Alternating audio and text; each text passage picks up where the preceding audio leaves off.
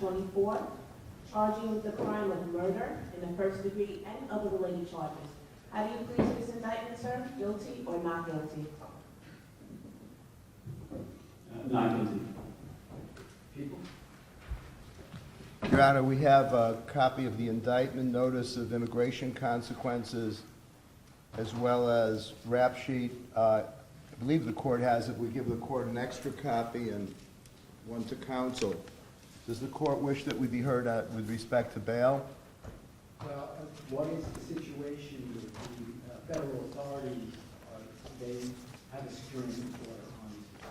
As we understand that we have primary jurisdiction, and we have been informed by the U.S. Attorney that they intend on allowing us to try our case first. So with respect to whatever goes on there, as the party with primary jurisdiction, the trial and the sentencing will take place here prior to anything that takes place in the federal system.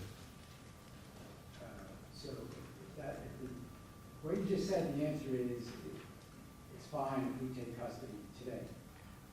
That I'm not sure of, because Your Honor signed a writ in which it says that we're going to return the defendant to federal custody. So I think that would be step two. I do think that logically, as the party with primary jurisdiction, the custody should be here, but I asked the court, in light of the court signing the writ indicating that we would return him to federal custody, that be done at a later time.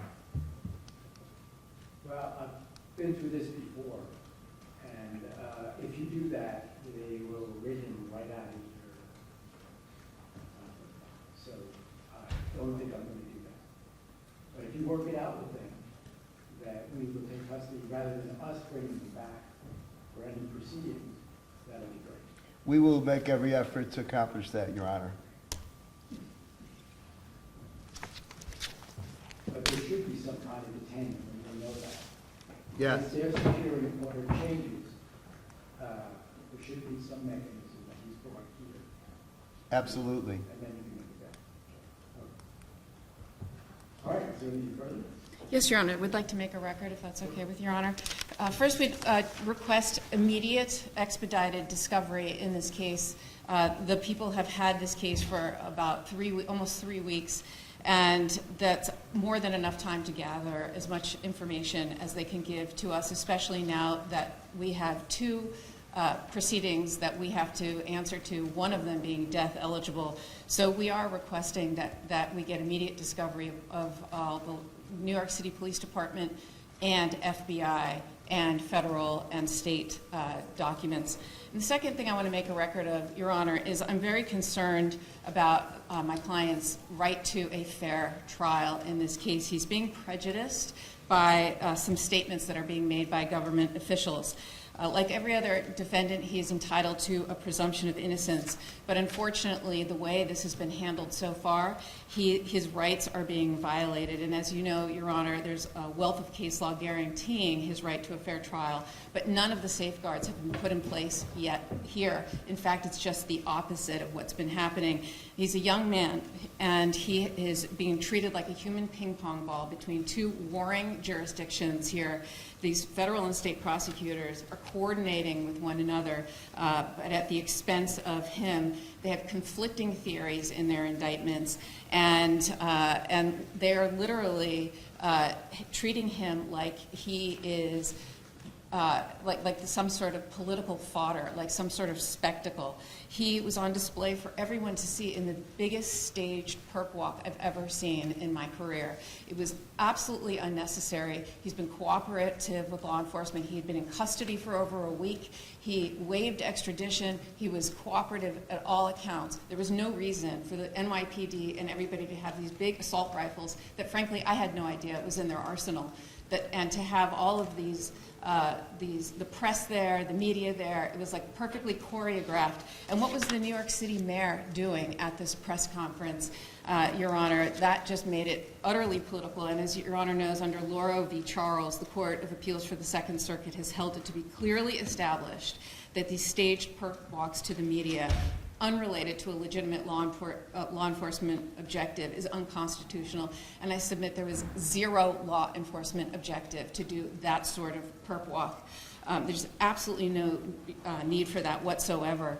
And frankly, Your Honor, the mayor should know more than anyone of the presumption of innocence that he too is afforded when dealing with his own issues. And frankly, I submit that he was just trying to detract from those issues by making a spectacle of Mr. Mangione. And there are consequences to this. He has a right to a fair trial.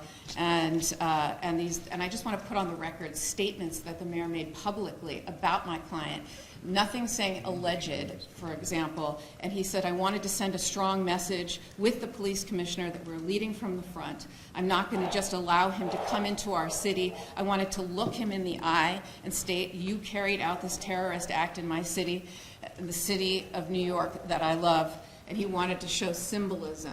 Your Honor, he's not a symbol. He's somebody who is afforded the right to a fair trial. He's innocent until proven guilty. And the mayor was talking to jurors, future potential jurors that elected him. Those are the people that elected him, that he is talking to and calling this man a terrorist. So, Your Honor, I just want to make a record of this and put everyone on notice that this has to stop.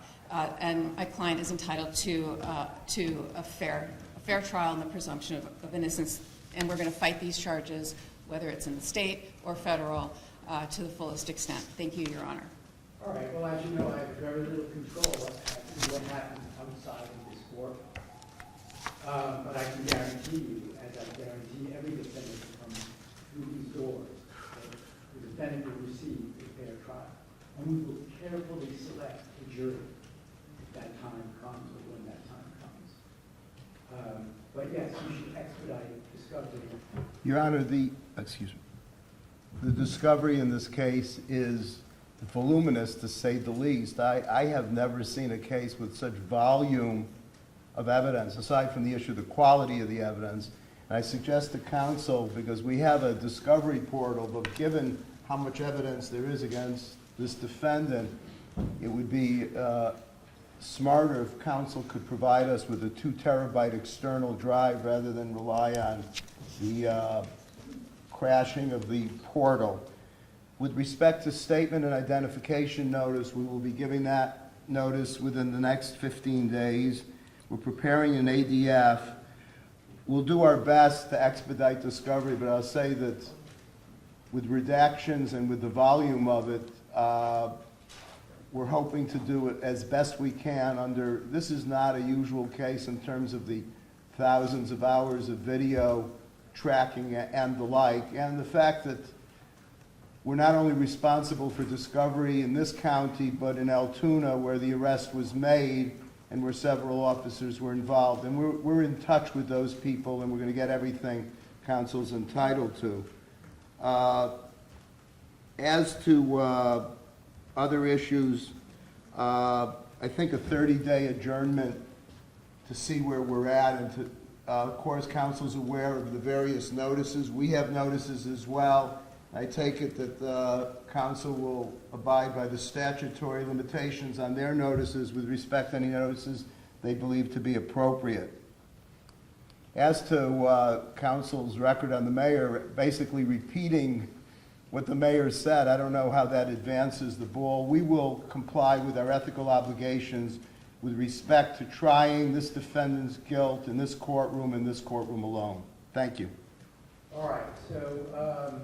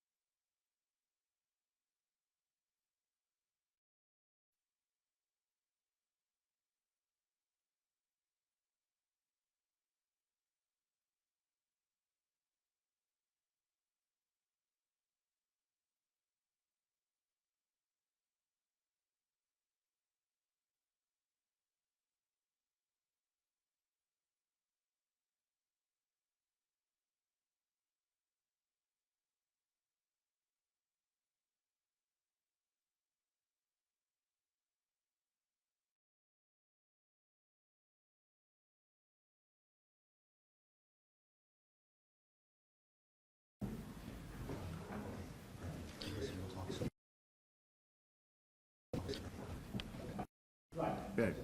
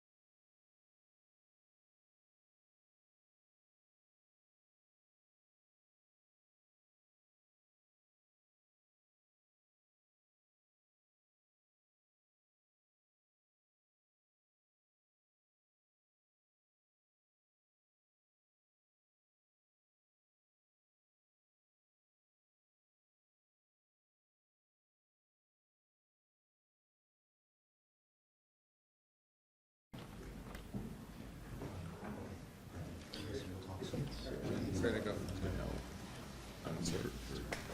You can have it. Can you take this? Can you take one picture too? I don't know about that. Can you take this? Okay. No worries.